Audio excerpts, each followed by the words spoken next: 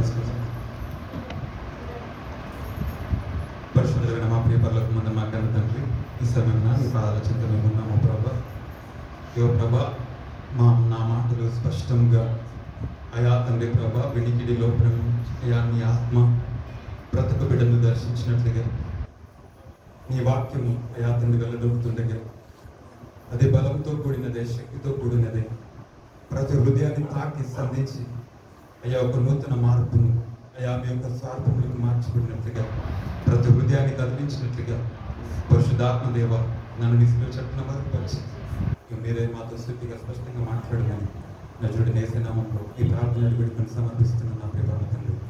ఆమె మనందరం కూడా ఈ రాత్రి నేను కొన్ని విషయాలు మీతో నేను పంచుకోవాలని ఆశపడుతున్నాను. ఏ తండ్రి కూడా ఈ లోకంలో మనకున్న ఫాదర్, మన తల్లిదండ్రులు ఎవరైనా కూడా, ఏ తల్లిదండ్రులు కూడా మనము బలహీనులుగా ఉండాలని ఏ తండ్రి ఆశపడు. ఏ తండ్రి కూడా మనము బలహీనులుగా అంటే శక్తిహీనులుగా ఉండడానికి ఏ తండ్రి కూడా ఒప్పుకోడు. ప్రతి తండ్రి అనుకుంటాడు, నా కొడుకు బలవంతుడిగా మార్చబడాలి, నా కొడుకు శక్తివంతుడిగా ఉండాలి, నా కొడుకు జ్ఞానవంతుడై ఉండాలి, నా కొడుకు అందరిలో ఒక ప్రత్యేకమైన రీతిలో నా కొడుకు ఉండాలని ప్రతి తండ్రి ఆశపడతాడు.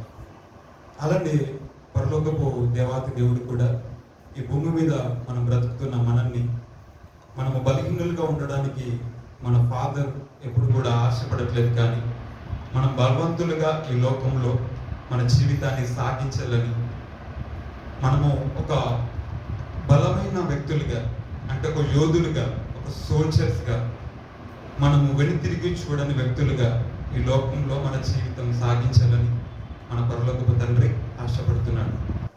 అయితే ఒక వ్యక్తి బలవంతుడిగా ఉండాలంటే ప్రాముఖ్యమైనవి ఒక 3 ఉన్నాయి.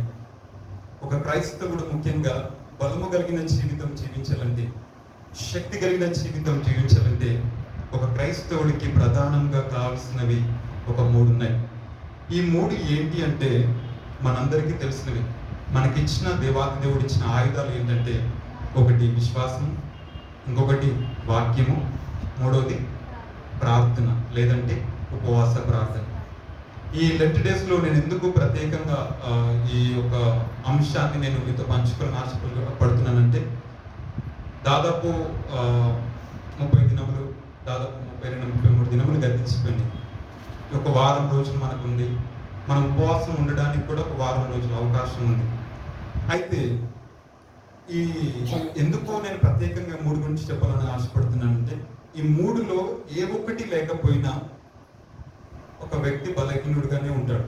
ఈ 3లో ఏదొకటి, 2 ఉండి ఇంకొకటి లేకపోయినా ఖచ్చితంగా ఈ 3 ఉండాలి. ఈ 3లో ఒక్కటి తగ్గినా కూడా ఆ వ్యక్తి బలమైన జీవితము, శక్తివంతమైన జీవితము, అధికారంతో కూడిన జీవితాన్ని జీవించలేడు.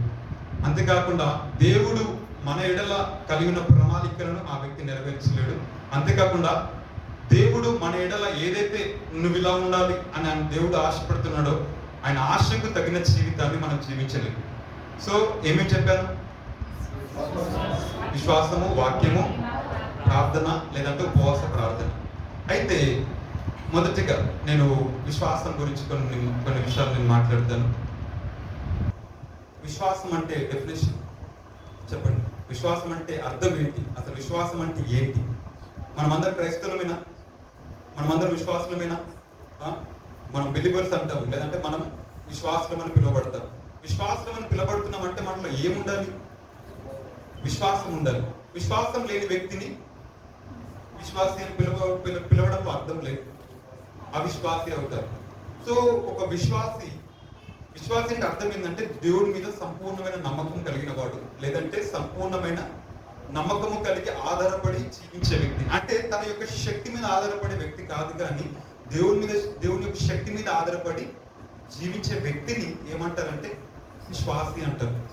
ఇప్పుడు మనమందరము విశ్వాసులం. అయితే నేను అంటాను, వాక్యము సెలవిస్తున్న రీతిగా విశ్వాసం అంటే హెబ్రీయులకు రాసిన పత్రిక 11:1 ఉంటుంది. నేను చెప్తాను దయచేసి. నిరీక్షింపబడు వాటి యొక్క నిజ స్వరూపమును అదృశ్యమైన ఉన్నవనుటకు రుజువునై ఉన్నది. అంటే నిరీక్షింపబడు వాటి యొక్క నిజ స్వరూపం అంటే నువ్వు ఏదైతే నిరీక్షిస్తున్నావో, నువ్వు ఏదైతే చూడట్లేదో నీ కళ్ళ ముందు ఏదైతే లేదో దానిని నిజ స్వరూపము అంటే నువ్వు ఏదైతే ఊహించుతున్నావో, నువ్వు ఏదైతే కావాలనుకుంటున్నావో, నువ్వు ఏదైతే నీ జీవితంలో పొందుకోవాలని నీ ఆలోచనలు అది కలిగి ఉన్నావో అది దాని యొక్క నిజ స్వరూపము. దాని యొక్క నిజ స్వరూపం అంటే అది ఎక్కడుంది? నిజ స్వరూపం అంటే ఇప్పుడు టేబుల్ ఉంది, ఈ టేబుల్ నాకు కావాలి, ఈ టేబుల్ ఇక్కడ లేదు. అయితే దీనిని నేను అనుకుంటున్నాను, నా విశ్వాసంతో నా మనసులో అనుకుంటున్నాను నాకు టేబుల్ కావాలని, కానీ టేబుల్ ఇక్కడ లేదు. అయితే నేను విశ్వాసంతో ఈ టేబుల్ ఇక్కడ ఉన్నట్టుగా నిజ స్వరూపాన్ని చూడడం. అర్థమవుతుందా? నీకు వివాహం జరగలేదు, నువ్వు వివాహం కొరకు ఎదురు చూస్తున్నావు, కానీ నువ్వేం చేయాలంటే నీ యొక్క విశ్వాసం ఎట్లుండాలంటే నిరీక్షింపబడుతున్న ఏదైతే నువ్వు నిరీక్షిస్తున్నావో దేని గురించో దానిని నీ కళ్ళ ముందు నువ్వు జరుగుతున్నట్టుగా, లేకపోతే నువ్వు పొందుకున్నట్టుగా నీ కళ్ళ ముందు నిజ స్వరూపాన్ని నువ్వు చూడడం. అంటే నువ్వు విశ్వాసంతో నువ్వు వివాహం జరిగినట్టుగా చూడడం. నీ జీవితంలో వివాహం అనే కార్యము దేవుడు జరిగించాడని నమ్మడం. అర్థమవుతుంది? అంతేకాకుండా అంటాడు అదృశ్యమైనవి ఉన్నవి అనుటకు రుజువు. అదృశ్యమైనవి అంటే ఏంటి? కనబడని ప్రతిది కూడా ఏంటిది? అది అదృశ్యం. పరలోకంలో ఎవరైనా చూసారు? అది అదృశ్యమైనది. మన కళ్ళకు మన ముందు ఇది కనబడట్లేదు, కానీ మనం నమ్ముతున్నాం. రైట్? యేసుక్రీస్తు ప్రభువుని ఇక్కడ ఎవరైనా చూసారు? చూడలేదు. 2000 సంవత్సరముల క్రితము యేసుక్రీస్తు ప్రభువు వారు భూలోకానికి వచ్చారు, కానీ నువ్వు నమ్ముతున్నావు. కానీ ఒక వ్యక్తి బైబిల్లో ఉన్నాడు, ఎవరు? తోమ. ఆ తోమ ఏం చేసినట్టు నేను ముడితే కానీ నేను నమ్మను అన్నాడు. అది విశ్వాసమా? లేకపోతే నిరీక్షింపబడు వాటిది, లేదంటే అదృశ్యమైనది ఉన్నమనుటకు రుజువునే ఉన్న ఆ యొక్క ఆలోచన. మనం అందరం విశ్వాసంగా దేవుడు మనకిచ్చిన ఆధిక్యతను బట్టి నేను దేవుడికి ఎంతగానో స్తుతులు చెల్లిస్తున్నాను. మనం యేసుక్రీస్తు ప్రభుని చూడకపోయినా యేసుక్రీస్తు ప్రభు ఉన్నాడని, యేసుక్రీస్తు వచ్చాడని, ఆ వాక్యము నమ్మదగినదని, పూర్ణాంగీకరమునకు యోగ్యమైనదని నువ్వు నేను నమ్మి ఇక్కడ కూర్చున్నాం చూడు, మనం అందరం విశ్వాసం. రైట్? అయితే కంటికి కనబడిన దానిని నువ్వు నేను ఉన్నదని చూడడమే విశ్వాసం. ఈ ప్రజెంట్ మన జీవితంలో ఉన్న లోటు ఏంటంటే, క్రైస్తవుల జీవితంలో ఉన్న ప్రత్యేకమైన లోటు ఏంటంటే, మనం ప్రార్థన చేస్తాం, నాకు ఉద్యోగం లేదు. రైట్? నాకు ఉద్యోగం లేదు, కానీ నా విశ్వాసపు నేత్రాలతో నాకు ఉద్యోగము దేవుడు ఇచ్చాడని నేను నమ్మాలి. నేను నమ్మడమే నా జీవితంలో అది విశ్వాసం. నేను నమ్మలేదనుకో, నేను విశ్వాసాన్ని కాదు. నేను పెద్ద పాటలు పాడి ఆరాధన చేసి వాక్యం చెప్పినా దానివల్ల వచ్చే లాభం ఏంటి? సున్నా. ఒక వ్యక్తి నువ్వు చూడని దాన్ని నువ్వు నమ్మకడం నీకు తెలియాలి, నువ్వు చూడని దానిని నువ్వు పలకడం నీకు తెలియాలి. ఒక విశ్వాసికి చాతగానిది ఏంటంటే, లేదంటే ఒక క్రైస్తవుడికి చాతన అవ్వట్లేదు ఏంటంటే, నువ్వు లేని దానిని నోటితో పలకలేకపోతున్నావు. నువ్వు లేని దానిని నువ్వు నీ జీవితంలో పొందలేకపోవడం కారణం ఏంటంటే పలకలేకపోతున్నావు. నీ జీవితంలో నువ్వు ఏదైతే ఎదురు చూస్తున్నావో, నీ జీవితంలో నువ్వు ఏదైతే పొందుకోవాలని రోజు ఏడుస్తున్నావు చూడు, రోజు ప్రార్థన చేస్తున్నావు చూడు, ప్రభా నా బిడ్డను బాగు చేయి ప్రభా, నా బిడ్డను బాగు చేయి ప్రభా, స్వస్థపరచు ప్రభా అని, లేకపోతే నా బిడ్డను అతని మానవత తెచ్చే ప్రభా, లేకపోతే నా గర్భఫలం ఈ ప్రభా అని నువ్వు అడుగుతున్నావు చూడు. వాటిని నీ యొక్క విశ్వాసపు నేత్రాలతో, నీ విశ్వాసపు మనోనేత్రాలతో నీ చేతిలో, నీ ఒడిలో దేవుడు ఒక బిడ్డను ఉంచడం నువ్వు చూడగలిగితే, దేవుడు ఇవ్వక ముందే నీ చేతిలో ఒక బిడ్డను దేవుడు ఇచ్చాడని నీ యొక్క విశ్వాసపు నేత్రాలతో నువ్వు చూడడం నీకు తెలిస్తే, చూడడం నీకు చేతనైతే, నువ్వు నమ్మడం నీ చేతనైతే, నువ్వు ఏదైనా కూడా నమ్మిన వాడికి సమస్తము సాధ్యం. నమ్మడం అంటే ఏంటంటే నువ్వు పొందుకోని దానిని, లేదంటే నీ ముందట కనబడని దానిని, అది అదృశ్యమైన దానిని నీ జీవితంలో నువ్వు పొందుకున్నట్టుగా ముందే నువ్వు చూడడం. అర్థమైందా? అబ్రాహాం ఎందుకు ఊరికి అబ్రాహాము అందరికీ తండ్రి, విశ్వాసులకి తండ్రి అయిపోలే. అబ్రాహాముకు ఒక కాన్స్టెంట్ గా ఒక స్థిరమైన విశ్వాసం ఉన్నది. ఆయన ఎట్లా నమ్మినాడంటే తెలుసా? ఎన్ని సంవత్సరాలకి అబ్రాహాం దేవుడు దర్శించి 75 years కి దేవుడు దర్శించినప్పుడు, నెక్స్ట్ స్పీడ్ చెప్తాను, దయచేసి అర్థం చేసుకోండి. 75 years ని అబ్రాహామును దేవుడు దర్శించినప్పుడు, అబ్రాహాముని పిలిచిన ఇంటి నుంచి నువ్వు బయటికి రా అని చెప్పినప్పుడు, దేవుడు చూపిస్తున్న స్థలానికి వెళ్తున్నాడు అబ్రాహాము తన యొక్క భార్యతో కలిసి. వెళ్తున్నప్పుడు 1 సంవత్సరం గతించిపోయింది, అయినా కానీ అబ్రాహాము నిరుత్సాహపడలేదు. 2 సంవత్సరాలు గతించిపోయింది, ఒక 5 సంవత్సరాలు గతించిపోయింది, 10 సంవత్సరాలు గతించిపోయింది. దేవుడు మాట్లాడుతూ ఉన్నాడు, కానీ ఈయన మాత్రం విశ్వాసంలో కోల్పోలేదు. నువ్వు నేను ఒకవేళ మనకు గర్భఫలం లేకపోతే 5 సంవత్సరాలు ఎదురు చూడగలమా? కొన్ని 10 years అయిపోతుంది మన విశ్వాసం పోతే, నాకు పిల్లలు కలగరని కూడా ఆలోచనలో కలుగుంటాం.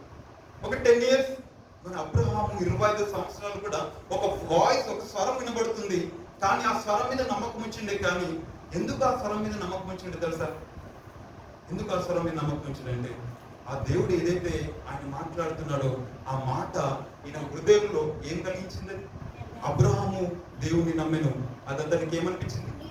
నీతిగా ఎంచబడింది. ఆయన నీతిమంతుడని నమ్మాడు, ఆయన బలవంతుడని నమ్మాడు కనుక ఆయన మీద గుడ్డి నమ్మకం కలిగి ఉన్నాడు కనుక 25 సంవత్సరాలు గుడ్డి నమ్మకంతో ఎదురు చూశాడు.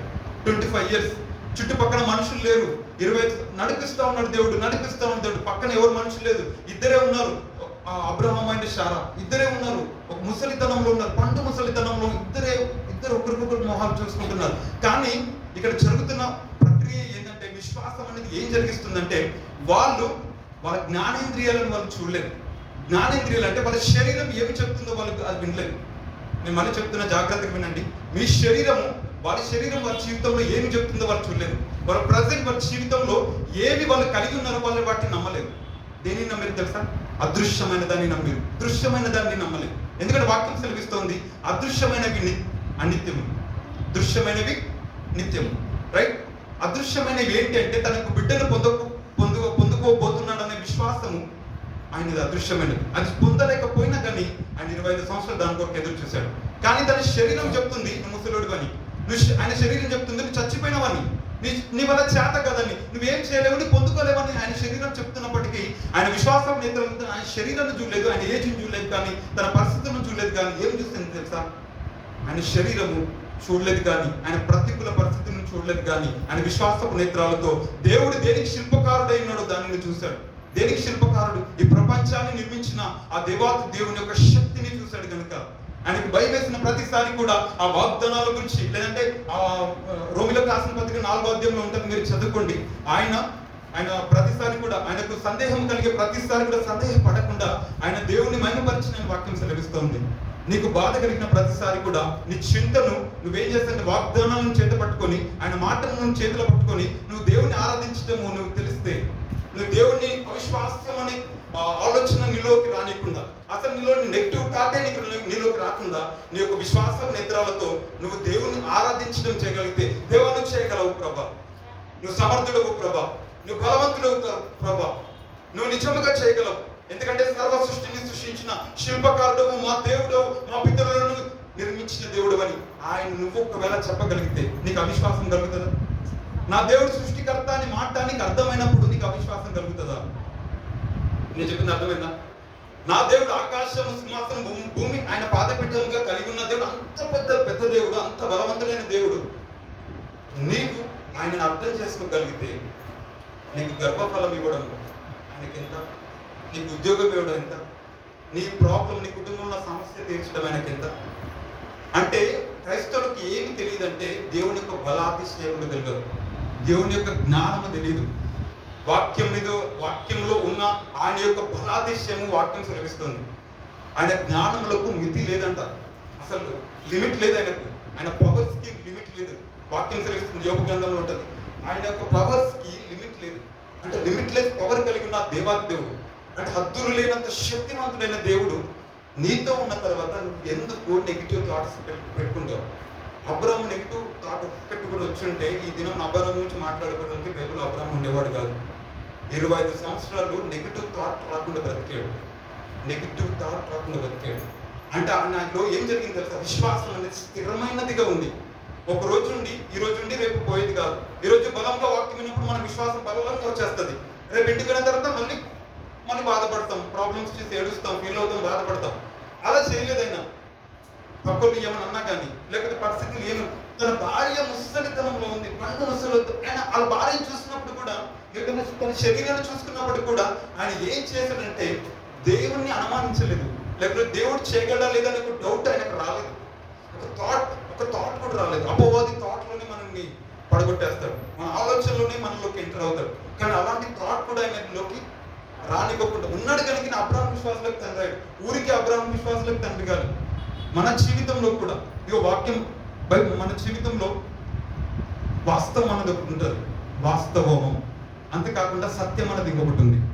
వాస్తవం ఏంటంటే అబ్రాహాము శరీరము మృతతుల్యం, అబ్రాహాము శరీరము చచ్చిపోయినది. ఇది వాస్తవం, రైట్? వాస్తవం, రైట్? ఇప్పుడు నేను ఇలా ఉన్నాను, ఇది వాస్తవం. కానీ దీనికి కనబడింది ఏంటంటే సత్యం ఏంటంటే వాక్యం ఏం చెప్తుందో అది సత్యం. వాస్తవం అనేది మారిపోతుంది. నీ జీవితంలో అప్పుల సమస్యలు ఉంటాయి చూడు, లేకపోతే ఈరోజు కరువు సమస్య ఉంటుంది చూడు, ఈరోజు ఉద్యోగం లేదు చూడు, అది వాస్తవమే. నీ జీవితంలో ఇప్పుడు ఉద్యోగం లేదు, నిజమే, అది వాస్తవమే. కానీ సత్యం అనేది వాస్తవానికి అతీతమైనది. సత్యం అనేది వాగ్దానములతో కూడినది. సత్యం అనేది వాక్యము. వాక్యము భూమి ఆకాశములు గతించిన అదేదో మారదు, అది గతించిపోదు.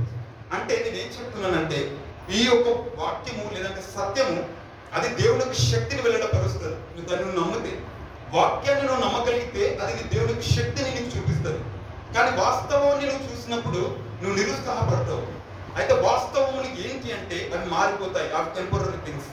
నీ జీవితంలో నువ్వు ఇప్పుడు కలిగి ఉన్నవి సిచ్యువేషన్స్, ప్రాబ్లమ్స్ ఏమైనా కానీ అవన్నీ కూడా వాస్తవములు. అయితే అవి టెంపరరీ, అవి తాత్కాలికమైనవి. కానీ వాక్యం సెలవిస్తుంది చూడు, నేను నిన్ను అప్పిచ్చేవానిగా చేస్తాను కానీ నేను అప్పు తీసుకున్నవానిగా చేయను అన్నాడు. అది ఏంటిది?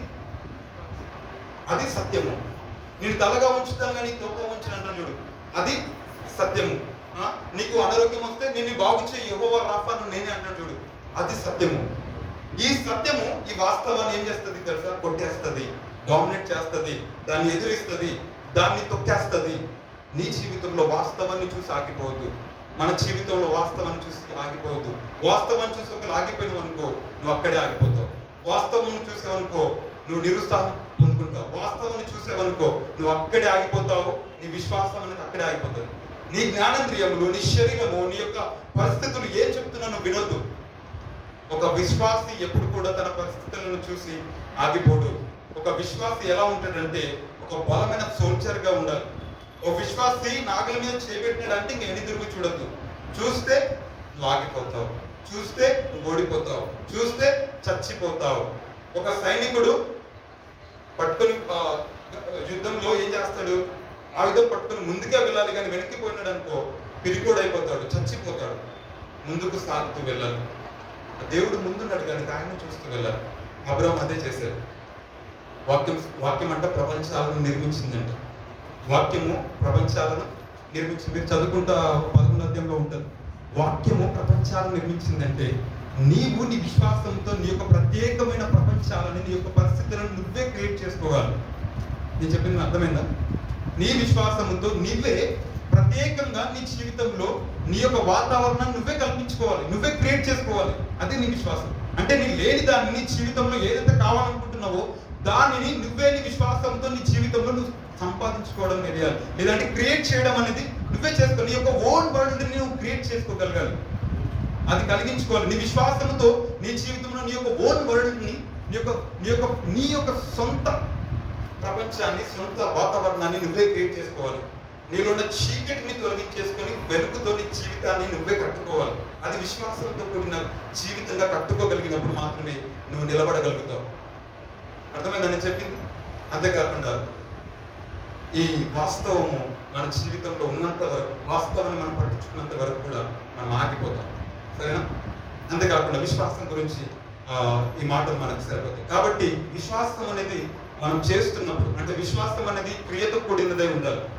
విశ్వాసం అనేది క్రియలతో కూడినదై ఉండాలి. ఈ విశ్వాసం ఏం చేయాలంటే నీ యొక్క ఫైనాన్స్ ప్రాబ్లమ్స్, నీ యొక్క అప్పులై కావచ్చు, అది ఏదైనా కావచ్చు, నీ విశ్వాసాన్ని వాటి మీద నువ్వు ప్రదర్శించాలి. డైలీ ఎక్సర్సైజ్ చేస్తారు, ప్రాక్టీస్ చేస్తారా? సాధన చేస్తారు, రైట్? సాధన చేస్తారు. నువ్వు ప్రతిదినము నీ విశ్వాసాన్ని నువ్వు ప్రాక్టీస్ చేయాలి. ప్రతిదినం నువ్వు పలకాలి, ఈరోజు నాకు ఒకటి కావాలి, దాన్ని నువ్వు ప్రాక్టీస్ చేయాలి. పొందేంత వరకు నువ్వు ప్రాక్టీస్ చేస్తూనే ఉండాలి, రైట్? నేను పోలీస్ వాడికి నేను వెళ్ళాలి, పోలీస్ వాటికి లాంగ్ జంప్, హై జంప్ వాటికి వెళ్ళాలంటే డైరెక్ట్ పోతే అయిపోతుంది అన్న, కాదు కదా. వాటికి ముందు కొన్ని రోజులు నేను ప్రాక్టీస్ చేస్తే నేను దాన్ని పొందుకోగలను, నేను చేయగలను. నీ విశ్వాసాన్ని నువ్వు డైలీ నువ్వు ప్రాక్టీస్ చేస్తే కానీ నువ్వు దాన్ని చేయలేవు. నీ విశ్వాసంతో ఈరోజు చిన్నదాన్ని ప్రాక్టీస్ చేయి, దాన్ని పొందుకో. తర్వాత కొంచెం పెద్దదాన్ని ప్రాక్టీస్ చేయి, తర్వాత పెద్దదాన్ని ప్రాక్టీస్ చేయి. నీ విశ్వాసం అంచెలంచెలుగా ఒక ఉన్నత స్థానం వరకు వెళ్ళగలగాలి. అబ్రహాం అలానే వెళ్ళాడు కనుక 25 సంవత్సరాలు పట్టింది. 25 సంవత్సరాలు దేవుడు తనని ఒక ఉన్నతమైన విశ్వాస స్థాయిలోకి తీసుకెళ్ళడానికి 25 సంవత్సరాలు వెయిట్ చేయించాడు. దేవుడు ఒక నీ జీవితంలో ఆలస్యం అవుతుందేమో, నీ విశ్వాసాన్ని ప్రాక్టీస్ చేయి, విశ్వాసాన్ని పలకడం చేయి. నీ ప్రాబ్లం మీద పలుకు నీ విశ్వాసాన్ని, నీ విశ్వాసాన్ని ప్రకటించు. నీ యొక్క స్థితి మీద నీ విశ్వాసాన్ని ప్రకటించు, నీ సమస్య మీద నీ విశ్వాసాన్ని ప్రకటించు. అది ఏదైనా, ఇగో వాస్తవం చెప్తుంది, నువ్వు స్వస్థత పొందలేవని, వాస్తవం చెప్తుంది, నీకు జాబ్ రాదని, నువ్వు అప్పుల్లో కూలిపోతావని, నీకు పెళ్లి కాదని, లేకపోతే నీ కుటుంబం మారదని, ఇక ఈయన ఇంతే, మా బ్రదర్ ఇక ఇంతే అన్న ఓటు మన నోటికి రాకూడదు. అర్థమవుతుందా? ఏదైనా అది ఇంతే అనడానికి దానికి అది టెంపరీ దానికి ఫుల్ స్టాప్ ఉండదు. అది మారిపోతుంది. ఈ రోజు ఉన్నది రేపు పూటకి ఉండదు. అలాంటి దానికి నువ్వు ఎందుకు డిసైడ్ చేసేస్తావు? వాక్యం చెప్తుంది, అది వాక్యం అనేది సత్యము, సత్యం అనేది వాస్తవాన్ని కొట్టేస్తుంది. కాబట్టి నీ విశ్వాసాన్ని నువ్వు ప్రకటించడం మొదలెడితే ఆ వాస్తవము కూడా ఏమైతుంది తెలుసా? అలనాడు అబ్రహాము ఒక శరీరం మృదుతుల్యమైనది, వాస్తవం చచ్చిపోయి ఏమైందట, వాళ్ళు యవ్వన శక్తిని పొందుకున్నారు. 100 సంవత్సరాల 100 వయసులో వాళ్ళు ఒక కొడుకును కనే స్థితి వాళ్ళకి వచ్చిందంటే ఎట్లా వచ్చింది? అది వాళ్ళ యొక్క వాస్తవం అనేది చచ్చిపోయింది, చంపబడింది. వాళ్ళ విశ్వాసం అనేది వాస్తవాన్ని చంపేసి వాళ్ళ జీవితంలో వాళ్ళు పొందుకునేటట్లు చేసింది. నీ జీవితం, నీ విశ్వాసం అలా ఉండగలిగితే నీ జీవితంలో ప్రతి వాస్తవపు ఉన్నాయి చూసినావు కనబడుతున్న సిచ్యువేషన్స్ అన్ని కూడా అవన్నీ కూడా చంపబడతాయి. నువ్వు అనుకున్న నిరీక్షించబడినది ఏదైతే ఉందో అది నిజ స్వరూపంగా నీ చేతిలో కదా వస్తారు. అర్థమైందా? ఇప్పటి నుంచి మనం ఏం చేయాలి? మన విశ్వాసాన్ని మనం ప్రాక్టీస్ చేయాలి. ఎందుకంటే నీకు వాక్యము నమ్మాలి. దేవుని యొక్క వాక్యాన్ని బలంగా నమ్మాలి. అది ఎట్లనూ ఉండదు, దాంట్లో ఏదైనా చెప్పని, అక్కడ ఏముందో దాన్ని కళ్ళు మూసుకొని నమ్మడం నీకు తెలిస్తే దాని శక్తిని నువ్వు అనుభవిస్తావు. రైట్? అంతేకాకుండా నేను ఒక ఇంపార్టెంట్ థింగ్ చెప్తాను. అంతేకాకుండా మనమందరం కూడా మొదలుగా చెప్పాం కదా, ఒక వ్యక్తికి అధికారము కావాలి. దేవుడు బలంగా తన కుమారులు ఎలా ఉండాలని చెప్పారు? బలవంతులుగా ఉండాలని ఒక తండ్రి కోరుకుంటాడు. బలవంతులుగా ఉండడం అంటే ఏంటి? బలవంతుడిగా ఒక పర్సన్ ఎప్పుడు ఎలా ఉంటాడు బలవంతుడే?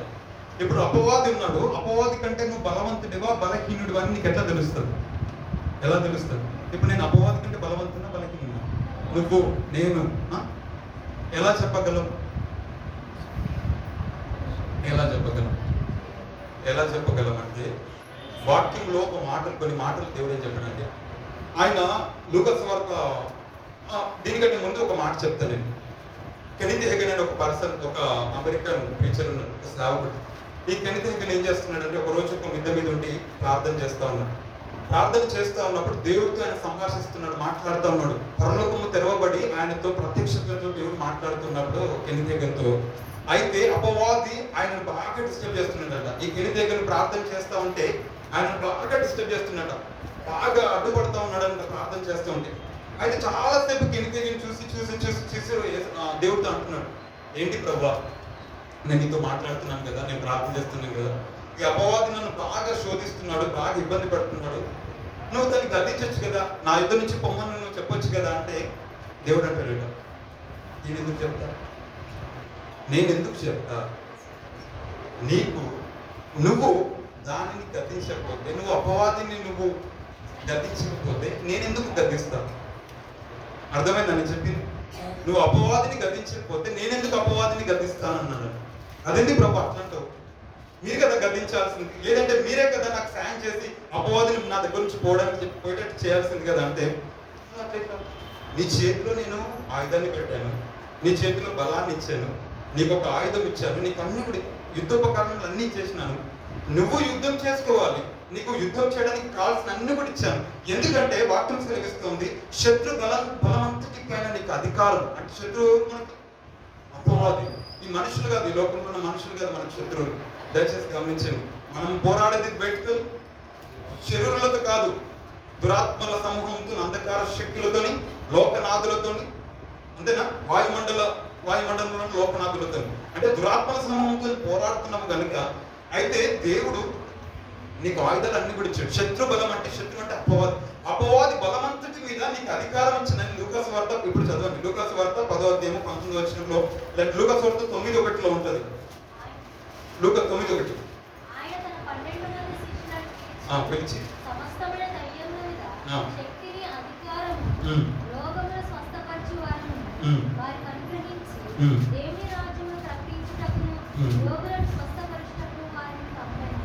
లూకాసు వార్త 10:19 చదువు.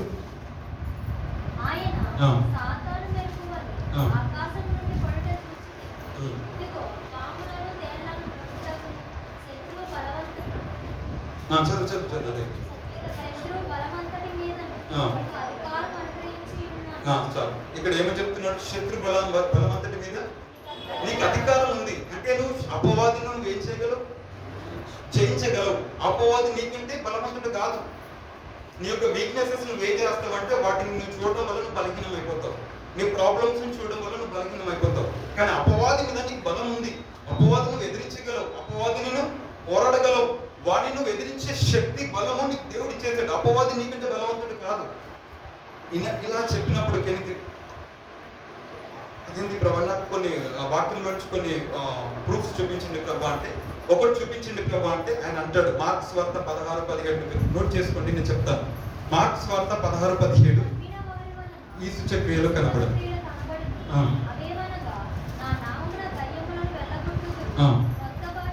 ఆగండి. ఇక్కడ దయ్యములను వెలుగుట్టు అంటే ఇప్పుడు ఏం చేయాలి అంటే ఆయన అధికారం ఇచ్చేశాడు. నువ్వే దయ్యములను వెలగొట్టాలి. నువ్వే దయ్యములను వెలగొట్టాలి. శత్రు బలవంతుడు నీకు అధికారం ఇచ్చింది. అంతేకాకుండా ఆయన అంటాడు, యాకోబు రాసిన పత్రిక 4:7 ఒక మాటను చదవద్దు, నేను చెప్తాను. అపవాదిని ఎదిరించి అని ఉంటుంది. అపవాదిని ఎదిరించి అప్పుడు నీ యొద్ద నుంచి వాడు పారిపోతాడు. అంటే నువ్వు ఎదిరిస్తే వాడి యొద్ద నుంచి పారిపోతాడు. అంటే నువ్వు అతన్ని ఆపగలవు. అంతేనా? నువ్వు ఎదిరించగలవు. నువ్వు ఎదిరిస్తే వాడిని యొద్ద నుంచి పారిపోతాడు. అంటే ఎదిరించడానికి కావాల్సిన జ్ఞానము, శక్తి, బలం అన్ని కూడా నీ చేతిలో ఉన్నాయి. అంతేకాకుండా ఎఫెసీయులకు రాసిన పత్రిక 4:27 ఒక మాట, అపవాదికి చోటు ఇవ్వకూడదు. అపవాదికి చోటు ఇవ్వకూడదు అంటే అపవాదిని మనం ఆపుకోగలం. మన జీవితంలోకి రాకుండా అపవాదిని మనం రెసిస్ట్ చేయగలం. మనం రాకుండా అపవాదికి చోటు ఇవ్వకపోతే చాలు కదా, అపవాది మన ఎదురుకి రాడు. అంటే ఇవన్నీ చూపించినప్పుడు అప్పుడు కెని దగ్గర గట్టిగా ప్రార్థన చేసి ఆ దయ్యాన్ని, అపవాదిని గద్దించినప్పుడు అపవాది పారిపోతాడు. ఇప్పుడు దీనివల్ల మనకి ఏం అర్థమైందంటే, నువ్వు చేసే ప్రార్థన ఎట్లుండాలంటే, ప్రభా నాకు జ్వరం వచ్చింది ప్రభా, జ్వరం తగ్గించింది ప్రభా, ఇట్లా చేయకూడదు ప్రార్థన. మన ప్రార్థన మారాలి. ప్రభా నాకు జ్వరం వచ్చింది ప్రభా, జ్వరం తగ్గించండి ప్రభా, నా కాలు నొప్పి వచ్చింది ప్రభా, కాలు నొప్పి తగ్గించండి ప్రభా, ఇలా చేయకూడదు.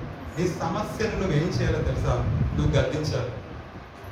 పేతురు అంతా జ్వరంతో బాధపడినప్పుడు యేసు ప్రభు వెళ్ళి ఆ యొక్క జ్వరాన్ని గద్దించినప్పుడు జ్వరం వెళ్ళిపోయింది అని వాక్యం సెలవిస్తుంది. నువ్వు నీ సమస్యతో మాట్లాడాలి. అర్థమైందా? నీ సమస్యను నువ్వు జయించాలి. నీ సమస్యను నువ్వు ఎదిరించాలి. నీ సమస్యను నువ్వు అడ్డగించాలి. నీ సమస్యను సమస్యతో మాట్లాడాలి. ఓ సమస్య నా దగ్గర నుంచి వెళ్ళిపో, యో ప్రాబ్లం నా దగ్గర నుంచి వెళ్ళిపో, నా దగ్గర ఉండడానికి వీలేదు. ఎందుకంటే నా దేవుని బిడ్డను నేను, నా మీద వేసే రక్తం ఉంది, నేను వేసే బిడ్డను, నాకు ఆ శక్తి, అధికారం ఉంది. ఏసు నామములో నేను పలుకుతున్నాను, గెట్ అవుట్, నా దగ్గర నుంచి నువ్వు వెళ్ళిపో అని పలికినప్పుడు అది నీ దగ్గర నుంచి వెళ్ళిపోతుంది. లేకపోతే సమస్య భయపడుతుంది. నువ్వు నేను భయపడితే ప్రార్థన చేయలేము. ఒక క్రైస్తవుడు విశ్వాసి భయపడ్డు. భయపడే వ్యక్తిలో విశ్వాసం ఉండదు. భయపడే వ్యక్తి ప్రార్థన చేయలేడు. చేసినా కూడా ఫలితం శూన్యం ఉంటుంది. నువ్వు భయపడే వ్యక్తిగా ఉండకూడదు. నువ్వు భయపడితే నీ ప్రాబ్లం, నీ సమస్య, జ్వరం కూడా నేను భయపడుతుంది. లేకపోతే నీ సమస్య కూడా నేను భయపడుతుంది. నువ్వు ఎదిరించడం నీకు తెలియాలి. నీకు అపవాది నచ్చటి మీద నీకు అధికారం ఇవ్వబడింది. నువ్వు యూజ్ చేసుకుంటున్నావా? నీకు ఇచ్చిన అధికారాన్ని యూజ్ చేసుకుంటున్నావు. యూజ్ చేసుకోకపోతే మనం ఎట్లుంటాం తెలుసా? నిద్రపోయే వాళ్ళలాగా ఉంటాం. రోజు ఏడుస్తున్నాం. అట్లా కాదు. నువ్వు బలవంతునిగా ఉండాలి. నువ్వు బలమైన శక్తివంతుని ఉండాలి. సంఘము దేవుని యొక్క శరీరం, రైట్? సంఘములకు శిరస్సు దేవుడు. అయితే ఒక బైక్ ఉంది, బైక్ కీ ఉంటుంది. అర్థమైందా? ఒక మనిషి దాన్ని నడుపుతాడు. కీ లేకపోతే బండి నడుస్తుందా? పోనీ బండి ఉంది, కీ ఉంది, ఒక మనిషి లేకపోతే నడుస్తుందా? నడవదు. అయితే కీ అనేది దేవుడి యొక్క వాక్యం నీ చేతిలో ఉంది. నువ్వే ఆ బండిని నడుపుకోగలవు. నీకు తెలియాలి. అంటే బండిని నీ చేతిలో ఉంది, కీ నీ చేతిలో ఉంది. ప్రభా నువ్వు బండి నడుపు ప్రభా అని అనకూడదు. నీకు అర్థమైందని చెప్పి బండిని నడుపు ప్రభా అని అనకూడదు. నా చేతిలో కీస్ ఉన్నాయి, బైక్ నా చేతిలో ఉంది, నేను నడపడం నాకు తెలియాలి. అంటే నీ బైక్ని నువ్వు నడపడం నీకు తెలియాలి. బైక్ ఉంది చేతిలో, కీ ఉంది, నేనున్నాను. ప్రభా బైక్ నడుపు ప్రభా, నేను వెళ్ళాలి. ఎలా సాధ్యమవుతుంది?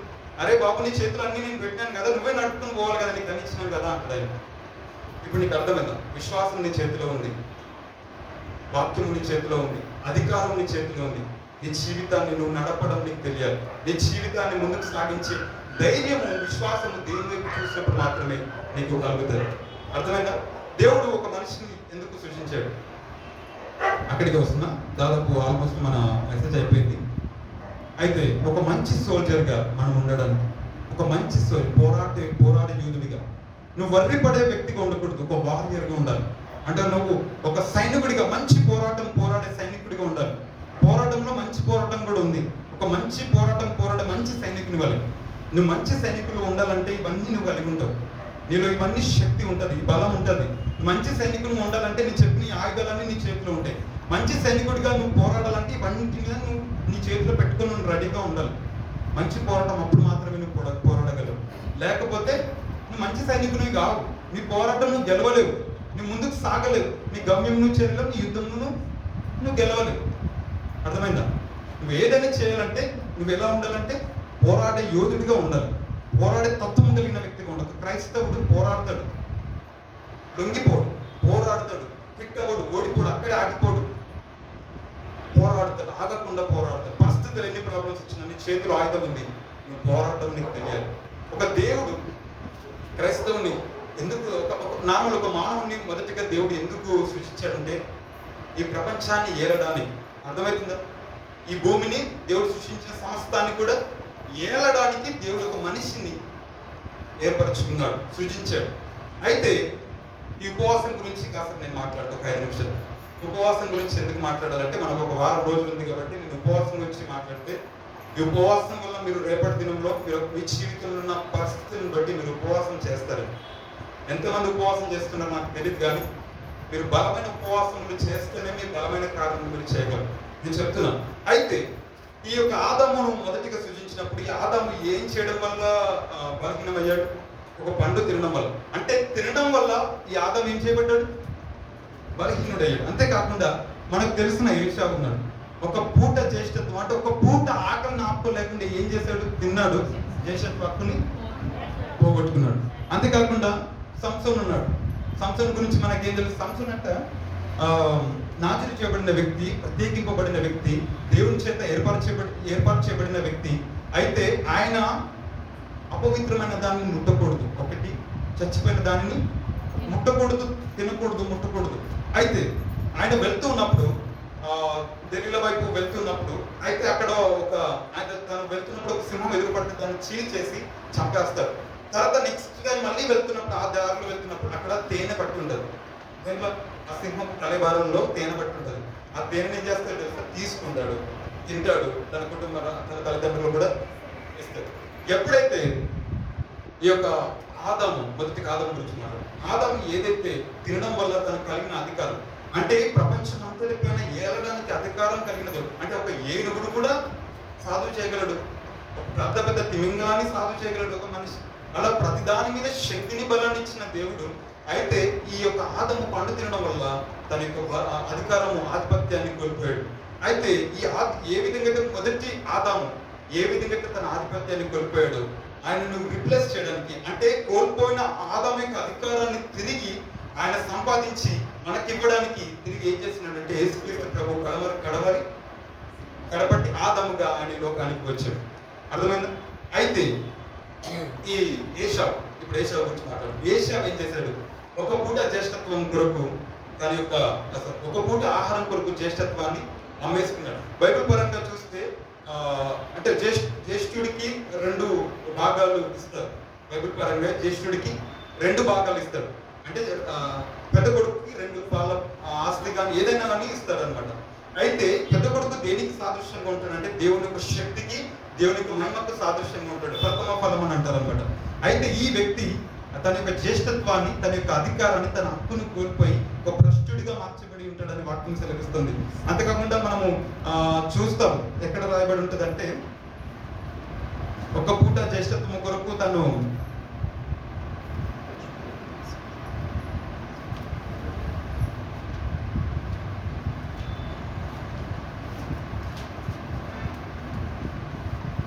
హెబ్రీలో రాసిన పత్రిక 12:16-17 ఒక మాట ఉంటుంది.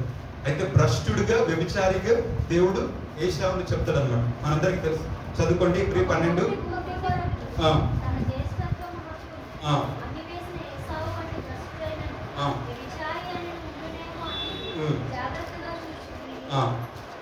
అయితే ఇక్కడ ఏమనుంది అంటే ఒక పూట ఆకలిని ఆపుకోలేకపోయినాడు, ఒక పూట ఆకలిని సహించలేకపోయాడు.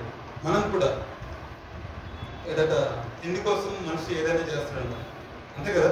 పుట్టెడు జాడ కోసము ఏదో చేస్తుంటారు. కానీ గుర్తుపెట్టుకోవాలి, ఒక వ్యక్తి జానుడి పుట్ట కోసం ఒక వ్యక్తి అయితే ఒక వ్యక్తి తన ఆకలిని ఆపుకోలేకపోతే, ఒక ఆకలిని తను కంట్రోల్ చేసుకోలేకపోతే, నిజంగా చెప్తున్నా భయంకరమైన పరిణామాలు ఆ వ్యక్తి చూస్తారు. ఏ వ్యక్తి అయినా కానీ. ఏషావు లాగా తర్వాత ఏడ్చాడంట, కింద రాయబడి ఏషావు తన తర్వాత ఏడ్చి ఆశీర్వాదం కొరకు నేను చెప్తాను ఆశీర్వాదం పొందుకొని ఎంతో ఏడ్చాడంట, కానీ విసర్జింపబడెను అని రాయబడి ఉంది. విసర్జింపబడ్డం అంటే రిజెక్ట్ చేయబడ్డాడు, త్రోసివేయబడ్డాడు. అంటే నేను చెప్తున్నాను, మన జీవితంలో కూడా నువ్వు ఆశీర్వాదాలు పొందుకోవాలన్నా కొన్నిసార్లు నువ్వు ఉపవాసం ఉండక తప్పదు, కొన్నిసార్లు నీ ఆకలి చంపుకోక తప్పదు, కొన్నిసార్లు నీ ఆశీర్వాదాలకు నువ్వు పొందుకోవాలంటే కొన్నిసార్లు నీ యొక్క బలమైన సమస్యల కొరకు నువ్వు బలమైన ఉపవాసం చేయాల్సి వస్తుంది.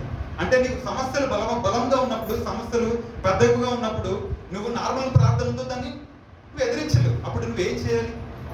ఉపవాస ప్రార్థన. వాక్యం సెలవిస్తుంది. ఒక చోట యేసుక్రీస్తు ప్రభువు అంటారు, ఒక దయ్యాన్ని తన శిష్యులు వెలగొట్టలేకపోతే, ప్రభా మేము దీన్ని ఎందుకు వెలగొట్టలేకపోయారు అంటే ఆయన అంటాడు, మీరు అల్ప విశ్వాసం చేతనే, కింద రాయబడతాడు, ఇది ప్రార్థన వల్ల, ఇది అల్ప విశ్వాసం చేతనే, ఇది ఉపవాస ప్రార్థన ద్వారా మాత్రమే సాధ్యమని.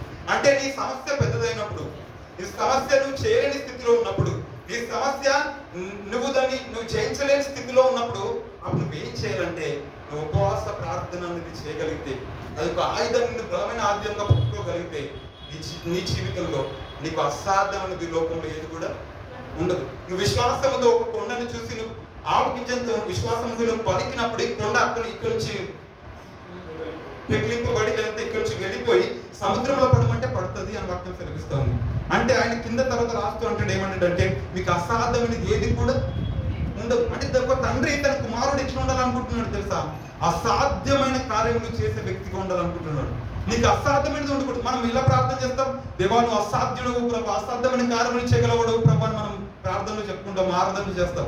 కానీ దేవుడు ఏమంటున్నాడు తెలుసా? నేను అసాధ్యుడని, అసాధ్యమైన కార్యం చేయగలను, కానీ నా కోరిక ఏంటో తెలుసా? నువ్వు అసాధ్యమైన కార్యం చేస్తే అసాధ్యుడిగా నువ్వు మారాలని. అర్థమైందా? ఈ ఆవగించేంత విశ్వాసం నీకు లేకపోతే, ఆవగించేంత విశ్వాసం నీకుంటే నువ్వు అసాధ్యమైన కార్యాలను కూడా నువ్వు చేయగలవు. దేవుడు చేసిన వాటికంటే గొప్ప కార్యాలను చేయగలవు అని వాక్యం సెలవిస్తారు. నీ విశ్వాసం మీదనే ఆధారపడింది. అయితే ఈయన యేసుక్రీస్తు ప్రభువు వారు తాను బాప్తిసం తీసుకున్న తర్వాత ఆత్మ పౌరములైన మీదకి వచ్చిన తర్వాత ఆయన తర్వాత ఏం చేస్తాడంటే అరణ్యంలో 40 దినాలు ఉపవాసం ఉండడానికి వెళ్తాడు. అంటే అరణ్యంలోకి అంటే ఆత్మచేత త్రోసుకొని పోబడతాడు. ఆత్మచేత ఒక దగ్గర కొనిపోబడతాడు ఉంటుంది, ఒక చోట త్రోసుకొని పోబడతాడు. అంటే ఆత్మ అతన్ని ఎక్కడికి తీసుకెళ్ళింది? జీసస్ ని అరణ్యంలోకి తీసుకెళ్ళింది. అరణ్యం అంటే ఏది తెలుసా? తృప్తిగా మనము మంచిగా తినేసి పడుకోవడం కాదు. అరణ్యం అంటే ఏంటంటే అది ఎండిన స్థితి లాంటిది. అరణ్యం అంటే ఏంటంటే నీకు ఏమి కనబడదు. అరణ్యం ఏంటంటే మనిషికి లేని స్థితి. అక్కడ ఏం చేసినట్టే తన కడుపును చంపుకొని 40 దినములు ఉపవాసం ఉన్న దేవుడు మృగముల మధ్య ఉండినని వాక్యం తెలుసు. మృగముల మధ్య ఏం చేస్తున్నాడు యేసుక్రీస్తు ప్రభుల వారు? ఏం చేస్తున్నాడు? ఏదైతే అపవాది ఏదైతే పట్టేసుకున్నాడో, ఆదాము నుంచి ఏదైతే లాగేసుకున్నాడో ఆధిపత్యము, అధికారము, దానిని సంపాదించడానికి 40 దినములు నాకు తెలిసి అపవాది గంట పడి వాని చెదక దొక్కి ఉంటాడు. నేను అనుకుంటున్నాను వాడిపైన అధికారం సంపాదించడానికి 40 దినములు అపవాది శోధిస్తున్నా కానీ ప్రతి శోధనను అడ్డగిస్తూ వాడిని జయిస్తూ 40 దినములు ఆయన యొక్క ఎట్లా అంటే ఆయన ప్రార్థన ఎలాంటి ప్రార్థన చేసి ఉంటాడంటే ఆయన ఒక భయంకరమైన ప్రార్థన, అంటే ఒక వైలెన్స్ ప్రార్థన అంటారు. ఎట్లా అంటే దాన్ని ఎలా చెప్పాలా? ఒక మృగము ఏ విధంగా అయితే క్రూరంగా ఉంటుందో అలాంటి బలమైన ప్రార్థన చేసి ఉంటాడు. అంటే అపవాది దొరికితే మనం చీల్చి చెడేసేంత భయంకరమైన ప్రార్థన చేసి ఉంటాడు 40 దినములు. ఆ విధంగా 40 దినములు తన కడుపును చంపుకొని, ఆకలిని చంపుకొని 40 దినములు ప్రార్థన చేసి ఉంటాడు, బలమైన ప్రార్థన. ఆ తర్వాత అపవాది శోధించడానికి వచ్చినప్పుడు ఆయన వాక్యముతో అపవాదిని గద్దించి ఎదిరించడానికి ఏది సాధ్యమైంది? 40 దినాలు ఉపవాసమే సాధ్యమైంది. తర్వాత ఆయన గలిలయకు ఎట్లా వస్తాడంట అంటే కింద రాయబడి ఉంటుందంటే ఆత్మ బలముతో గలిలేకు తిరిగి వచ్చినాడు. లూకాసు వార్త 4వ అధ్యాయంలో మీరు చదువుకోండి, ఇప్పుడు చదవద్దు, అక్కడ ఉంటుంది. ఆయన ఆత్మ బలముతో గలిలేకు తిరిగి వచ్చాడు. అయితే ఉపవాసం ఉండక ముందు ఆయన ఆత్మచేత నింపబడ్డాడు. ఆయన ఉపవాసము ఉండక ముందు ఆత్మచేత నింపబడ్డాడు. పరలోకం నుంచి పౌరం వల్ల ఆయన మీకు ఆత్మ దిగి వచ్చింది. మనమందరం కూడా ఆత్మచేత నింపబడి ఉంటాం, అందరం కూడా నింపబడి ఉంటాం. కానీ పరిశుద్ధాత్మ చేత నింపబడడం సరిపోదు. నేను మళ్ళీ చెప్తున్నాను, జాగ్రత్తగా ఉండండి. పరిశుద్ధాత్మ చేత నింపబడటం అనేది మన జీవితంలో అసాధ్యమైన వాటిని చేయడానికి సరిపోదు. ఈ యొక్క సమస్యలను, భయంకరమైన సమస్యలు ఎదిరించడానికి పరిశుద్ధాత్మ చేత నింపబడితే మాత్రమే సరిపోదు. నువ్వు ఏం చేయాలంటే 40 దినములు ఉపవాసం ఉన్న తర్వాత యేసుక్రీస్తు ప్రభువు వారట ఆత్మ బలం చేత నింపబడి గలిలోకి తిరిగి వచ్చినాడంట. ఆత్మ బలం చేత నింపబడి గలిలోకి తిరిగి వచ్చిన అంటే ఆత్మ బలము చేత నువ్వు నింపబడాలి. ఆత్మ చేత నువ్వు బలవంతుడిగా మార్చబడతావు. 40 దినములు ఉపవాసం. అందుకే 40 దినములు ఏరుకో మనము కడుపు కట్టేసుకుంటే ప్రార్థన చేస్తే అయిపోతుంది కాదు. 40 దినములు ప్రార్థన చేస్తలేదు, ఉపవాసం ఉంటే నువ్వు కడుపును పట్టుకుంటే ఏమవుతుంది తెలుసా? నీలో ఆత్మ అనేది బలాన్ని చేకూరుస్తుంది. నీ ఆత్మ నీకు బలాన్ని ఇస్తుంది. ఆత్మ బలం చేత గలిలోకి దిగి వచ్చినప్పుడంట ఆయన రోగులతో మాట్లాడితే రోగులు స్వస్థత పొందుకుంటున్నారు. ఆయన చేపలతో మాట్లాడితే చేపలు చవంతిలో వచ్చేసి వలలో పడుతున్నాయి. ఆయన చచ్చిపోయిన వాళ్ళతో మాట్లాడితే చచ్చిపోయిన వాళ్ళు సైతం లేచి నిలబడుతున్నారు. దయ్యములతో మాట్లాడితే దయ్యాలు భయపడి పారిపోతున్నాయి. ఎట్లా జరిగింది ఇదంతా? ఆత్మ బలం చేత. ఆత్మ మాత్రమే సరిపోదు, ఆత్మ బలం కావాలా. నీ ఆత్మకు బలం ఉండాలా. నీలో ఉన్న ఆత్మ అనేది బలాన్ని చేకూర్చుకుని ఉండాలా. నువ్వు నీ యొక్క ఆత్మకి బలాన్ని స్టోర్ చేసుకోగలవు. నీలో నీకు బయటికి కనబడని ఒక ఆత్మ బలం అనేది నీలో ఉండాలి. అది నువ్వు రోజు రోజుకి ఇంక్రీజ్ చేసుకోగలవు. బ్యాటరీలో మనం 100% ఛార్జింగ్ ఇట్లా పెట్టుకుంటాము. మనలో కూడా విశ్వాసము 100% ఉండాలి. అంతేకాకుండా ఆత్మ బలం కూడా 100% ఉండాలి. ఇలా ప్రార్థన చేసినప్పుడు ఆయన ఏది చేసినా అలా జరిగిపోతా ఉంది. ఎందుకంటే ఆత్మ బలం చేత. వాక్యం సెలవిస్తూ ఉంది, నువ్వు నేను ఆర్డినరీ పర్సన్స్ కాదు, అంటే సామాన్యమైన వ్యక్తులను కాదు, సామాన్యమైన వ్యక్తులను కాదు. ఇగో నువ్వు నేను తలుచుకుంటే అసాధారణమైన కార్యములు చేయగలవు. నీకు నాకు విశ్వాసం ఉన్నప్పుడు, నువ్వు నేను ఉపవాస ప్రార్థన చేసినప్పుడు, ఉపవాస ప్రార్థన చేసి దానియేలు ఘనమైన ప్రార్థన ఉపవాసం చేసినప్పుడు సింహాలు సైతం కూడా ఉపవాసం చేసేసినాయి. అంతే కదా? నెహెమ్యా దాదాపు 40 సంవత్సరాలు చర్చి కట్టడం, చర్చి కూల్ చేయబడ్డది, యెరూషలేము గోడలు కాల్చివేయబడినప్పుడు ఆయన బాధపడుతూ ఉంటాడు. అప్పుడు రాజు అడుగుతాడు, ఏమైంది నెహెమ్యా నువ్వు అట్లా బాధపడుతున్నావు అంటే, ఏం చెప్పను ప్రభు, నా యొక్క దేవాలయం కూల్చబడింది, శత్రువులందరూ కూడా నా యొక్క దేవాలయం కూల్చేశారు, నా యొక్క యెరూషలేము గోడలన్నింటి కూడా కాల్చేశారు ప్రభు అని అన్నప్పుడు ఆయన అన్ని పర్మిషన్స్ ఇచ్చిన, తిరిగి నీ ప్రాంతానికి వెళ్ళు, దానికి కావాల్సిన అన్ని కూడా నేను సమకూరుస్తానని చెప్పినప్పుడు నెహెమ్యా అప్పటికి ఎన్ని రోజులు ఉపవాసం ఉంటాడు తెలుసా? ఆయన మొత్తం వికారం అయిపోయి నీరసంగా ఎన్ని రోజులు 120 రోజులు 4 నెలలు ఉపవాసం ఉంటాడని బైబిల్లో రాయబడింది. 4 నెలలు ఉపవాసం ఉన్న తర్వాత 40 సంవత్సరాలు కట్టాల్సిన చర్చి 52 రోజులు కట్టేశాడు. మీకు అర్థమైందా? 40 సంవత్సరాలు కట్టాల్సిన చర్చ్ నిర్మాణము 52 రోజులలో ఎట్లా కట్టేశారు? ఎట్లా కట్టేశాడు? ఆత్మబలం అది. అది ప్రార్థన, ఉపవాసంతో కూడిన శక్తి. అది ఉపవాస ప్రార్థనలో ఉన్న బలం. అది ఉపవాస ప్రార్థన 40 సంవత్సరాలు కట్టాల్సింది 52 రోజులలో ఎట్లా కట్టగలరు? 2 నెలలు కట్టేయడం అంటే అసాధారణమైన కార్యం. అది అలాంటి అసాధారణమైన కార్యములు చేయాలంటే ఉపవాస ప్రార్థనలు చేయాలి. అర్థమైందని చెప్పింది. ఎస్తేరు కూడా శాసనం రిలీజ్ అయింది, యూదులందరినీ చంపాల్సిన పరిస్థితి ఏర్పడినప్పుడు ఆమె ఏం చేసింది తెలుసా? చిన్న పిల్లల కడికి అందరూ కూడా ఉపవాసం ఉన్నారు, ఎవరు కూడా తాగలేదు, చుక్క నీళ్ళు కూడా తీసుకోలేదు, ఉపవాసం ఉన్నారు. 3 రోజులు ఉపవాసం, ఒక 3 రోజుల ఉపవాసం, 3 రోజులైనా 3 దినముల ఉపవాసం ఉన్నప్పుడు ఏం జరిగింది తెలుసా? శాసనములు సైతము మార్చబడ్డాయి. శాసనం అంటే ఉపవాసం అంటే ఏం జరుగుతుందో తెలుసా? ఉపవాస ప్రార్థన చేస్తే దేవుని యొక్క దయ్య మన మీదకి వస్తుంది. ఆ రోజు రాజు యొక్క దయ్య ఎస్తేరు మీదకి వచ్చింది. ముఖం పీక్కుపోయి ఉపవాసం ఉన్నప్పుడు కూడా ఎందుకు ఎస్తేరుని ఆయన రాజు కోరుకున్నాడు? ఎందుకు ఎస్తేరును ప్రేమించాడు? ఉపవాసం ఏమిటి? ముఖం పీక్కుపోతుంది, మొత్తం నీరసం అయిపోతుంది. ఆయనకది తెగించేస్తుంది, సందేహించింది. ఆయనకి అప్పుడు దేవుడు రాజు హృదయాన్ని మార్చి ఆమె మీద దయ పుట్టేలా చేశాడు. ఎస్తేరు మీద నువ్వు నేను ఉపవాసం ప్రార్థన చేస్తే నీ మీద దేవుడి యొక్క దయ దిగి వస్తుంది, నీ మీద ఆయన యొక్క ఫేవర్ దిగి వస్తుంది, ఆయన కనికరం నీ మీద దిగి వస్తుంది. నువ్వు ఏ ప్రాబ్లం గురించి నువ్వు ఎదురు చూస్తున్నావు, ఏ సమస్య గురించి అయితే నువ్వు ఉపవాస ప్రార్థన చేస్తున్నావు, దాని విషయంలో దేవుడి యొక్క దయ నీ మీదకి దిగి వస్తుంది, ఆయన కనికరం నీ మీదకి దిగి వస్తుంది. నీ యొక్క ఉపవాసం ఏం చేస్తుంది తెలుసా? నీ యొక్క విశ్వాసంతో నీ ఉపవాసం కలిస్తే నీ ప్రార్థన బలమైనదిగా, శక్తివంతమైనదిగా ఉంటుంది. నీ యొక్క ప్రార్థన యొక్క సమాధానాలు, జవాబులు చాలా త్వరగా నువ్వు పొందుకోగలవు. ఇప్పుడు చెప్పండి, ఉపవాస ప్రార్థన చేద్దామా? మీ జీవితంలో సమస్యలు వస్తాయి, మీరు ఉపవాస ప్రార్థనలు చేయండి, నడుపు కట్టుకోనండి, ప్రార్థన చేయండి. అంతేగాని ప్రార్థన చేస్తున్నాము అవ్వట్లేదు, ప్రార్థన చేస్తున్నాము అవ్వట్లేదు. కొన్ని ప్రార్థన చేత పోవు. అప్పుడు నువ్వేం చేయాలి? కొన్నిసార్లు మోకాలు వేసి ఉపవాసం ఉండి, ఎస్తేరు చేసినట్టుగా, దానియేలు చేసినట్టుగా, నెహెమ్యా చేసినట్టుగా దేవుడి దగ్గరికి వెళ్ళిపోయి నువ్వు బలమైన ఉపవాస ప్రార్థన చేయగలిగినప్పుడు నువ్వు బలమైన కార్యాలు చూస్తావు. నువ్వు జయించలేకపోతున్నప్పుడు ఉపవాసం చేయి, నువ్వు జయించగలవు. నువ్వు జయించలేని ప్రార్థన, నీ శక్తి సరిపోవట్లేదు అన్నప్పుడు ఉపవాస ప్రార్థన చేయి. నువ్వు ఎట్లయితే తెలుసా, ఒక సింహం వలె నువ్వు బలవంతుడిగా, బలవంతురాలుగా మార్చబడతావు. ఇప్పటివరకు నేను చెప్పిన వాటిలో ప్రార్థన, లేదంటే ఉపవాస ప్రార్థన కావాలి, విశ్వాసం కావాలి, వాక్యము కావాలి. వాక్యము నిజమైనది, అది మారది. నువ్వు వాక్యమును నమ్మడం నీకు తెలియాలి. వాక్యమును నువ్వు నమ్మగలిగితే నీ జీవితంలో వాక్యమును నెమరేసుకోవాలి, హృదయంలో పెట్టుకోవాలా, ప్రతిదినం వాక్యం చదవాలా, వాక్యము చెప్పేయాలి. ఏదో నార్మల్గా చదవకూడదు. వాక్యం అనేది జీవం, దాంట్లో జీవం ఉంటుంది. అర్థమైందా? ఇప్పుడు మనలో జీవం ఉంది కదా, మనం చచ్చిన వారం కాదు కదా. వాక్యం చచ్చిపోయింది కాదు, అది జీవం అన్నది. అది నువ్వు చదువుతూ ఉంటే నీ జీవితంలో కార్యాలు జరుగుతాయి. నువ్వు నమ్ముతూ ఉంటే నీ జీవితంలో నువ్వు ఊహించని కార్యాలు చూస్తావు. వాక్యం చదవండి, బాగా వాక్యం చదవండి, వాక్యం నింపుకోండి, దాన్ని పలకండి, వాగ్దానాలను పలకండి. నీ జీవితంలో వాగ్దానాలు పలకండి. నెగిటివ్ మైండ్ పెట్టుకోవద్దు. నెగిటివ్ మాట్లాడే వాళ్ళ దగ్గర అసలు ఉండకండి. ఎవరైనా మీ దగ్గర నెగిటివ్ మాట్లాడితే అసలు వాళ్ళ దగ్గరే పోకండి, వాళ్ళతో ఫ్రెండ్షిప్ చేయకండి. నేను సిన్సియర్గా చెప్తున్నా. నెగిటివ్ మైండ్, అవిశ్వాసం ఉన్న వాళ్ళ జీవితంలో అసలు జీవితం మెరాకిల్స్ జరగవు. దేవుడు వాళ్ళని ఇష్టపడదు, హేట్ చేసేస్తాడు. నాకు వద్దు అంటాడు ఆయన.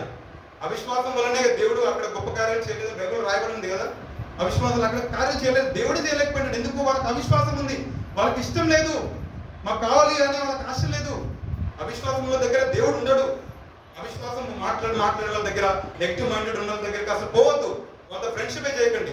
విశ్వాసం కలిగిన వాళ్ళతోని, ఇగో మంచి మాటలు చెప్పే వాళ్ళతోని, ఇగో విశ్వాసం కూడిన మాటలు, నమ్మకమైన మాటలు, ఆయన శక్తి గురించి చెప్పేవాళ్ళు, ఇగో దేవుడు చేయగలడని చెప్పే వాళ్ళ దగ్గర మీరు ఉండండి, వాళ్ళతో ఫ్రెండ్షిప్ చేయండి. మీరు కూడా విశ్వాసంలో బలపరచబడతారు. అంతేగా? దేవుడి వాక్యం దీవించింది కాక అందరూ కూడా కలువస్తున్నాం. చిన్న ప్రార్థన చేద్దాం. అథారిటీతో కూడిన ప్రార్థన, అధికారంతో కూడిన ప్రార్థన చేద్దాం. ఒక 2 నిమిషాలు ప్రార్థన చేసి ముగించుకుందాం. ఇప్పటి వరకు మనం ప్రార్థనలు, బలహీన ప్రార్థనలు చేసుకుంటామేమో. ఇప్పటి నుంచి నీకు ఇచ్చిన అధికారాన్ని ఉపయోగించి ప్రార్థన చేయి.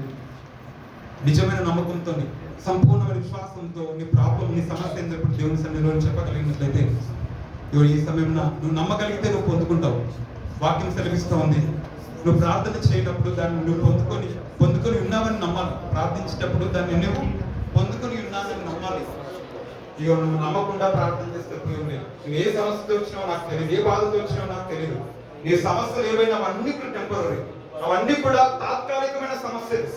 ఇక దేవుడు బలవంతుడు, ఆయన శక్తివంతుడు, ఆయన అద్భుత కార్యాలు చేయవాడు, ఆయన ఆశ్చర్యకారులు చేయవాడు, ఆయన చచ్చిన వారిని బ్రతికించగలవాడు, ఆయన లేని వాటిని ఉన్న వాటిగా పిలచగల దేవుడు.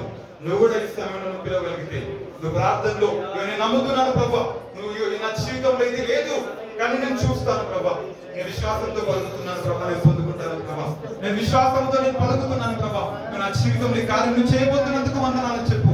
నువ్వు అవిశ్వాసంతో కాకుండా విశ్వాసంతో దేవుడికి ముందుగానే కృతజ్ఞతలు చెల్లిద్దాం. దేవా, ఇది నా జీవితంలో అనుగ్రహిస్తున్నందుకు వందనాలు చెప్పు. నువ్వు నా సమస్య నుంచి నన్ను బయటికి తీసుకొస్తున్నందుకు స్తోత్రం అని చెప్పు. అయ్యా, నా బాధ నుంచి నన్ను గట్టిగా వందనాలు చెప్పు. ఇగో నా జీవితంలో కార్యములు చేస్తున్నందుకు నీకు స్తోత్రం అని చెప్పు. ఇగో నిత్యంగా నా జీవితంలో నువ్వు బలమైన కార్యములు చేయబోతున్నావు ప్రభా, నేను చూస్తాను ప్రభా. నా సమస్యలు తాత్కాలికమే కానీ నా దేవుడు బలవంతుడు. ఇగో దావీదు వలె నా దేవుడు బలవంతుడు. 10,000 మంది నా మీదకి దండె తెచ్చిన నేను భయపడను, ఎందుకంటే వాటిని ఎదిరించే శక్తిని నా దేవుడు నాకు ఇచ్చిన, నా పక్షంలో నా దేవుడు ఉన్నాడు. నేను భయపడను, నేను ఎదిరించగలను, నేను పొందుకుంటాను, నేను సాధించుకుంటాను. నా దేవుడు నా జీవితం గొప్ప కార్యం చేయబోతున్నాడు. నా పరిస్థితి ఈ దినమున ఉన్నవన్నీ కూడా రేపటి దినమున అవి ఉండవు. నిత్యంగా గొప్ప కార్యములు నా జీవితంలో నేను చూడబోతున్నాను అని విశ్వాసంతో నీ సమస్యను చెప్పేసాయి. పరిశుద్ధమైన మా ప్రియపరులకు మందిని మా కనతండ్రి, కృపలకు వేసే నీకు వందనాలు ప్రభా. అవును ప్రభా, ప్రార్థన, ఉపవాస ప్రార్థన, విశ్వాసము, అయ్యా తండ్రి ప్రభా, వాక్యము, ఇవి 3 ఆయుధాలు మాకు అనుగ్రహించారు. వీటిని సరైన రీతిగా మేము అయ్యా తండ్రి ప్రభు వినియోగించుకున్నట్లుగా ఇక మీరు మాకు అధికారంను బలం ఇచ్చారు ప్రభా. మేము బలహీనులుగా ఉండకుండా సహాయం చేయ ప్రభా. మేము బలముతో కూడిన ప్రార్థన చేసినట్టుగా, ఆత్మ బలముతో మేము జీవించినట్లుగా, అధికారంతో జీవించినట్టుగా సహాయం చేయండి. ఈ లోకంలో ఉన్న సమస్యలకు జడియకుండా, ప్రాబ్లమ్స్ కి మేము లొంగిపోకుండా, ఇక ప్రభా మేము ఆగిపోకుండా సాగిపోయే వ్యక్తులుగా, మా విశ్వాసాన్ని సాగించే దేవుని వైపు మేము చూస్తూ సాగిపోయినట్టుగా, నీ వైపు చూసినట్లుగా మా మనోనేత్రములు వెలిగించే ప్రభా. అయ్యా విశ్వాసపు కన్నులను మాకు దయచే ప్రభా.